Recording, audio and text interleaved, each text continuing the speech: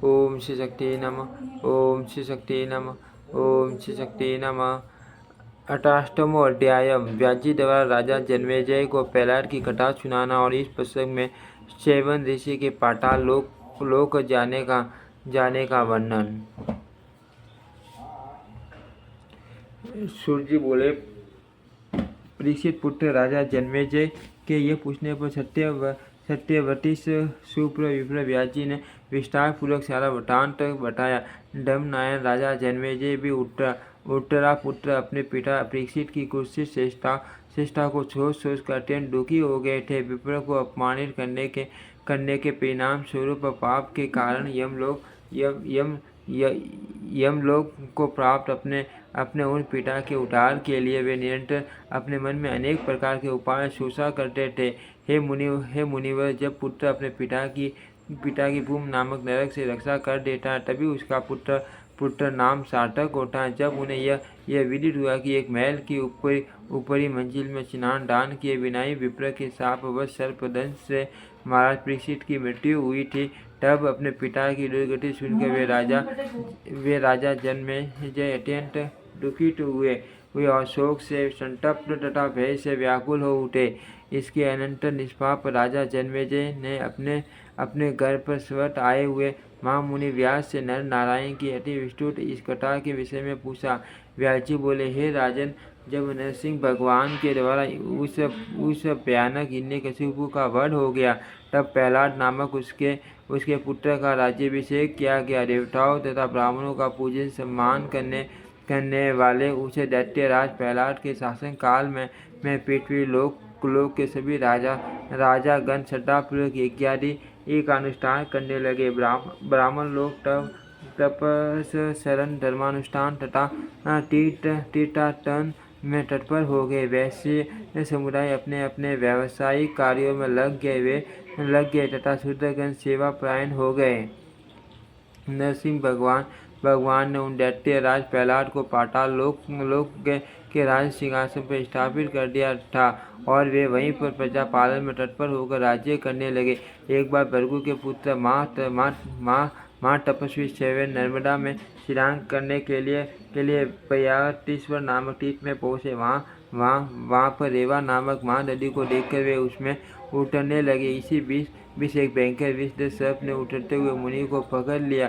तदनंतर उन मुनि सेवन को वह नागराज खींचकर पाताल लोक में ले गया। तब उन भयक्रांत मुनि ने मणि मन देवादिदेव जनार्दन विष्णु का स्मरण किया। मुनि सेवन के द्वारा हृदय से कमल नयन भगवान विष्णु का स्मरण किए जाने पर वह भयंकर सर्प विषहीन हो गया। अतः रसातल में ले जाए गए उन मुनि को कष्ट नहीं हुआ। तत्पश्चात अत्यंत दुखी तथा संस्कृत उस सर्प ने यह सोचकर कि उन्हें छोड़ दिया कि ये माँ तपस्वी मुनि क्रोधित होकर कहीं मुझे सांप न दे दे। वहाँ की नाग कन्याओं द्वारा पूजित होते हुए मुनिश्रेष्ठ स्वयं पाताल लोक में विचरण करने लगे।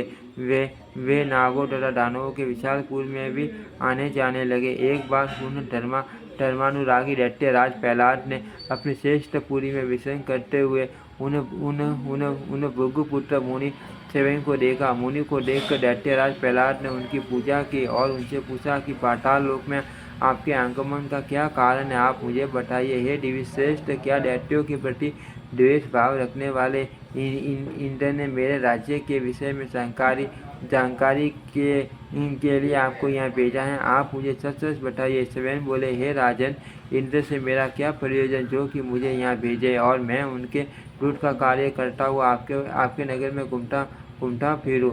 हे दैत्यराज, आप मुझे महर्षि भृगु का धर्मनिष्ठ तथा ज्ञान संपन्न पुत्र स्वयं जानिए। आप मेरे प्रति इंद्र के द्वारा भेजे गए किसी दूत की शंका मत करो। हे नरश्रेष्ठ, मैं नर्मदा नदी में स्नान करने के लिए पुण्यतीर्थ में गया था। मैं नदी में उतरा ही था कि एक विशाल सर्प ने मुझे पकड़ लिया।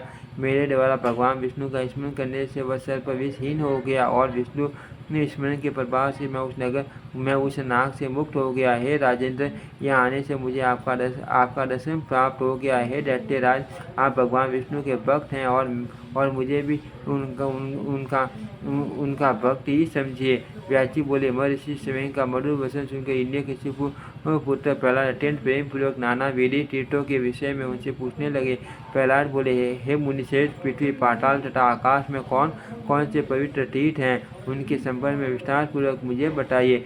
स्वयं बोले, हे राजन, मन, वसन तथा कर्म से शुद्ध प्राणियों के लिए तो पर तीर्थ हैं, किंतु दूषित मन वाले प्राणियों के लिए गंगा भी मगध से अधिक अपवित्र हो जाती है। यदि मनुष्य मन शुद्ध तथा पापरहित हो गया तो उसके लिए सभी तीर्थ पवित्र हो जाते हैं। गंगा के तट पर तो सर्वत्र नाना विधि नगर गोष्ठ, गायों का बाजार गांव तथा अनेक कस्बे वहाँ बसे हैं। हे दैत्यराज, निषादों, दिवरों, हूनों, बंगों, खसों तथा मलेश जातियों का निवास भी वहाँ रहता है। हे दैत्येंद्र, वे सदैव ब्रह्म छत्र से गंगा जल का पान करते हैं और अपनी इच्छा से त्रिकाल गंगा स्नान भी करते हैं, किंतु हे धर्मात्मन, उनमें से कोई एक भी शुद्ध अंतःकरण वाला नहीं हो पाता तथा तब नाना विधि वासनाओं से प्रदूषित चित्त वाले लोगों के लिए तीर्थ का क्या फल हो सकता है। हे राजन, आप ये निश्चित समझिए कि मन ही इसमें प्रमुख कारण है, इसके अतिरिक्त दूसरा कुछ नहीं। अतः शुद्धि की इच्छा रखने वाले प्राणी को निरंतर अपने मन को शुद्ध बनाए रखना चाहिए। तीर्थ में निवास करने वाला प्राणी भी आत्मवसना के कारण महापापी हो जाता है। वह क्या पाप अनंत गुना हो जाता है। जिस प्रकार इंद्र वालों का फल पक जाने पर भी मीठा नहीं होता, उसी प्रकार दूषित भावनाओं का मनुष्य तीर्थ में करोड़ों बार स्नान करके भी पवित्र नहीं हो पाता। अर्थ कल्याण की कामना करने वाले पुरुष को सर्वप्रथम अपने मन को शुद्ध कर लेना चाहिए। मन के शुद्ध हो जाने पर द्रव्य शुद्धि स्वतः हो जाती है। इसके अतिरिक्त अन्य कोई उपाय नहीं है। उसी प्रकार आचार शुद्धि भी आवश्यक है। इसके अनंतर ही तीर्थ यात्रा की पुण्य सिद्धि होती है। इसके विपरीत उसका किया हुआ सारा कर्म उसी क्षण व्यर्थ हो जाता है। तीर्थ में पहुंच कर निश्चय प्राणी के संशय का सर्वदा के लिए त्याग कर देना चाहिए। कर्म तथा बुद्धि से प्राणियों के प्रति सदा दया भाव रखना चाहिए। फिर भी हे राजेंद्र, यदि आप पूछते ही हैं तो मैं आपकी प्रमुख तीर्थों के विषय में बता रहा हूँ। प्रथम श्रेणी का तीर्थ है, पुण्य में नैमिषारण्य है। इसी प्रकार शक्र तीर्थ, पुष्कर तीर्थ तथा अन्य भी अनेक तीर्थ पृथ्वीलोक में हैं, जिनकी संख्या निश्चित नहीं है। हे नरश्रेष्ठ, और भी बहुत से पवित्र स्थान है। व्यासी बोले, स्वयं ऋषि का वचन सुनकर राजा प्रहलाद नैमिषारण्य तीर्थ जाने को तैयार हो गए। अर्थाती रेखस परिपूर्ण हृदय वाले प्रहलाद ने अन्य दैत्यों को भी चलने की आज्ञा दी। प्रहलाद बोले, हे महापाक दैत्यगण, आप लोग उठिए, हम सभी लोग आज नैमिषारण्य में चलेंगे। वहाँ हम लोग पीताम्बर धारण करने वाले कमल ने भगवान अच्युत विष्णु का दर्शन करेंगे।